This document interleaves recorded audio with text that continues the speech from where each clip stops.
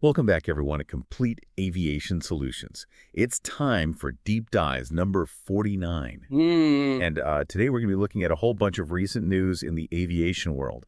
There's really a lot going on. We've got fleet expansions, new routes opening up, even a look inside some brand new aircraft cabins. And of course, no deep dive would be complete without taking a look at how AI is changing the industry. Yeah, we've got a pretty fascinating collection of pieces here. I think what's really interesting is how they all point to this idea of forward momentum in the industry. Despite some of the challenges the industry is facing right now, there's a lot of investment in innovation going on. Absolutely. And that's really what we're trying to bring to you in these deep dives. Right. Like, what are the key takeaways from all this news? How can we cut through the noise and extract those insights that are going to be relevant to people who are really passionate about aviation? So let's jump right in. The first piece I wanted to talk about is China Airlines. They just finalized an order for 10 Airbus A350-1000 aircraft. These are big long-haul planes, primarily intended for routes between Asia and North America and Europe. Now, we actually heard rumblings about this back in late 2024. So this is sort of a confirmation of that earlier commitment. What I found really interesting, though, is that this order builds on an existing fleet of 15 E350-900s that China Airlines already operates. Yeah, they're really focusing on that A350 platform. And there's a reason for that. This full operational commonality that they're talking about is a big deal. Think about it from a training perspective for the pilots, for example. You train a pilot on the A350-900. They can pretty seamlessly transition over to the Nagus 1000. Same goes for maintenance crews. A lot of the systems are going to be very similar, and even in terms of spare parts and logistics, having that commonality across your fleet is incredibly efficient. It just makes everything smoother and less costly. Yeah, it's smart. It streamlines their whole operation. And it seems like China Airlines is really banking on this aircraft for its future growth, particularly in the international market. The chairman even specifically mentioned that this investment is a key part of their international growth strategy. They're emphasizing the superior range of this aircraft, its fuel efficiency, and how comfortable it is for passengers. Those are all things that are really going to matter on those long-haul flights. And, Airbus seems pretty happy about this continued partnership too. They highlighted that China Airlines was one of the early adopters of the A350-900, and now they're moving up to the larger Nagus 1000. Airbus even called it the world's most advanced long-haul aircraft, which is quite a statement. Clearly, they see this as a flagship product. Well, it's certainly impressive on paper. They're talking about a range of 9,700 nautical miles nonstop. That's pretty remarkable. But beyond just the performance, it seems like there's a lot of emphasis on sustainability with this aircraft too, right? Wow. Oh, absolutely. Fuel efficiency is a huge factor these days, both from an environmental perspective and, of course, a cost perspective for the airlines. The A350 is said to use 25% less fuel and produce 25% fewer emissions compared to older generation aircraft. And that's a significant reduction. We're not talking about incremental improvements here. And what's really interesting is that they can already operate with up to 50% sustainable aviation fuel, or SAF as it's known. And Airbus has set a goal of achieving 100% SAF capability for this aircraft family by 2030. So they're really pushing the boundaries of what's possible in terms of sustainability. And this isn't just a niche aircraft. I mean, the A350 family has already racked up over 1,360 orders from 60 customers worldwide. There are over 640 of these planes already flying, mostly on long-haul routes. So it's clear that this technology is gaining a lot of traction in the industry. Yeah, it's definitely becoming a mainstay in the long haul market. And it's worth noting that China Airlines fleet isn't just made up of these A350s. They also operate 15 A321neos and 16 A330s, primarily for shorter regional routes. So they've got a pretty diverse fleet tailored to the different types of routes they fly. Okay, so we've talked about physical fleets, but China Airlines is also making some pretty big investments in the digital realm, specifically in artificial intelligence. They recently announced a partnership with Chunghwa Telecom laboratories with the goal of really expanding the use of AI throughout their operations. Yeah, this is more than just dabbling in AI. This memorandum of understanding really suggests a comprehensive strategy.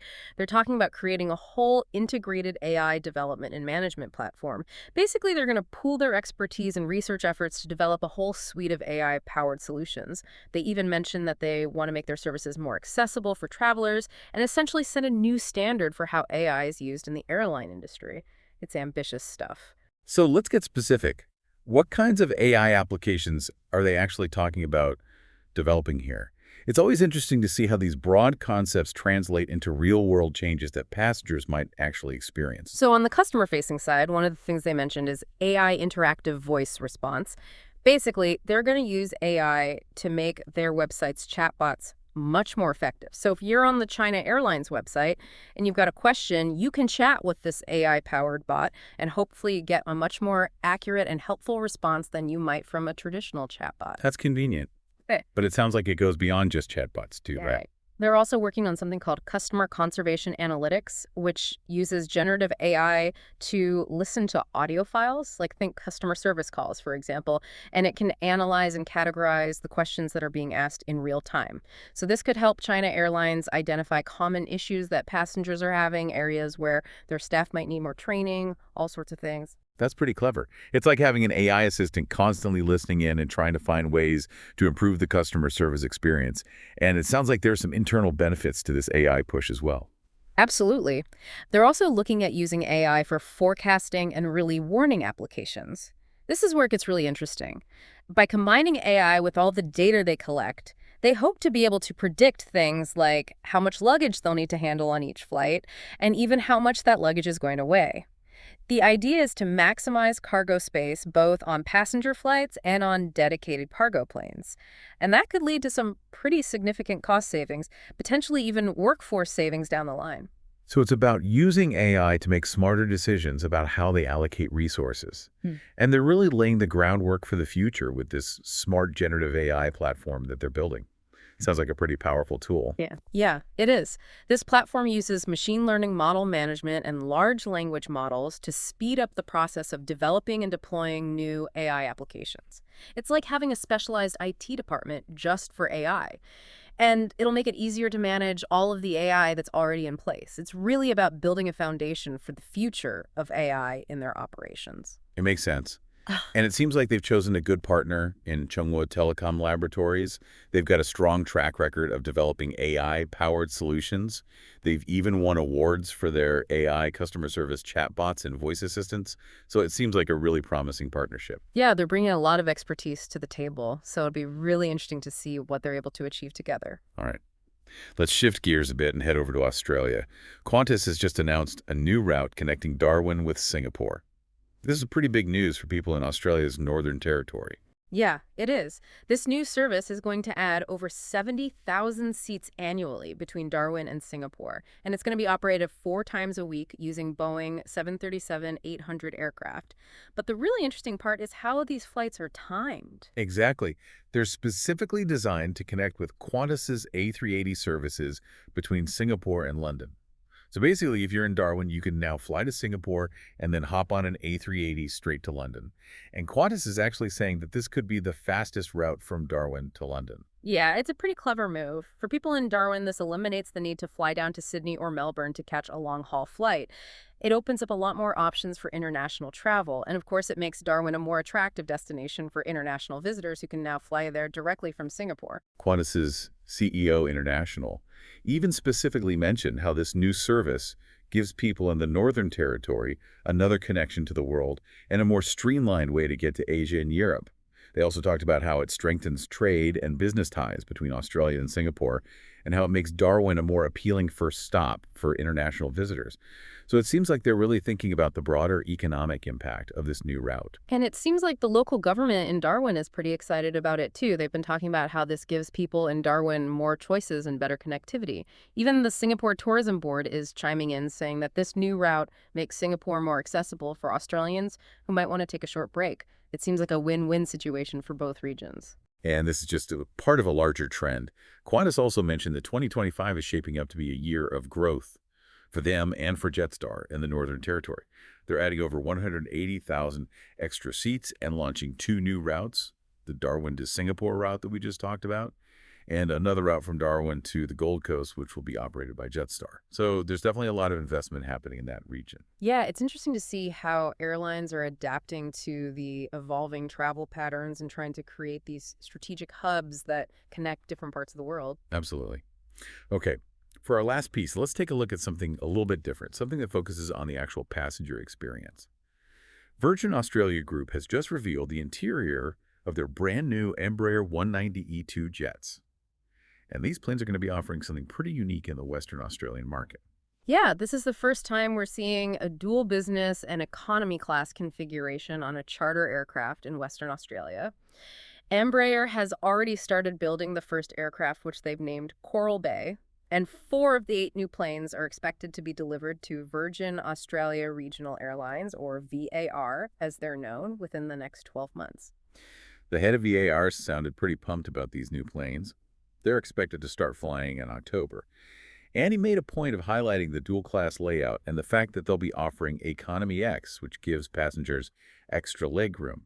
So basically, you've got 3 different seating options to choose from on these planes, which gives them a lot more flexibility in how they use them. Yeah, exactly. He talked about how this flexibility is key for both their charter operations and their regular commercial flights, especially on routes where the demand might fluctuate. And, there's been a really positive response to these new aircraft. It's understandable. These are the first brand new planes that the Western Australian charter market has seen this century, so it's a pretty big deal for that part of the world. And they've clearly put a lot of thought into the passenger experience with these new planes. The economy cabin has a 2+2 layout, which means no middle seats. There's plenty of overhead bin space for everyone. And the seats themselves are actually more spacious than the seats on the Fokker 100s that they're replacing. So passengers should notice a real difference in terms of comfort. Oh, absolutely. Especially on longer flights, those little details can make a big difference. And they're not stopping there. All of the new E2 aircraft will have high bandwidth Wi-Fi, in-flight entertainment that you can access on your own devices, and power outlets at every seat. So they're really ticking all the boxes in terms of modern amenities. It's also worth noting that the E2 is being praised for its sustainability. It's the most fuel-efficient aircraft in its class, and it produces up to 30% fewer emissions than the Fokker 100s. And it also has the quietest noise footprint of any plane in its category, which is a win for the communities that live near airports. Yeah, noise pollution is a growing concern, and airlines are really starting to pay attention to that. And those lower emissions are obviously crucial as the industry tries to reduce its environmental impact. Preparations for the arrival of the E2s are already well underway. VARI is training their pilots and maintenance crews in Perth and Singapore. They're also training their cabin crew and even hiring for new positions. Initially, these planes will be flying on existing charter routes and to the current commercial airports within Western Australia. But they're definitely expecting to expand their operations as more of these E2s arrive. Embraer's chief commercial officer even said that he expects the E190-E2 to really revitalize Virgin Australia's operations in Western Australia. It's clear that they're seeing this as a long-term investment in both the passenger experience and their overall efficiency in that region. So there you have it. A whole bunch of developments from across the aviation world. We've seen airlines investing in larger, more efficient aircraft for their long-haul routes. We've seen the growing role of AI in everything from customer service to cargo management. We've seen new routes opening up, connecting different parts of the world in new ways. And we've even gotten a glimpse inside some brand new aircraft cabins designed with passenger comfort and sustainability in mind. It's a really exciting time to be following the aviation industry. There's so much innovation happening and so much change on the horizon. It makes you wonder what the next few years will bring. Absolutely. I mean, Yeah. think about it. What stood out to you the most from all of this? Mm, Do any of these developments make you rethink your own travel plans? Or maybe they give you some new insights into where the industry as a whole is headed? It's fascinating stuff. And as always, this is just a starting point. We encourage you to dive deeper into these topics and explore the connections between them. Who knows what other insights you might uncover. Thanks for joining us for another deep dive. Until next time, keep your eyes on the skies.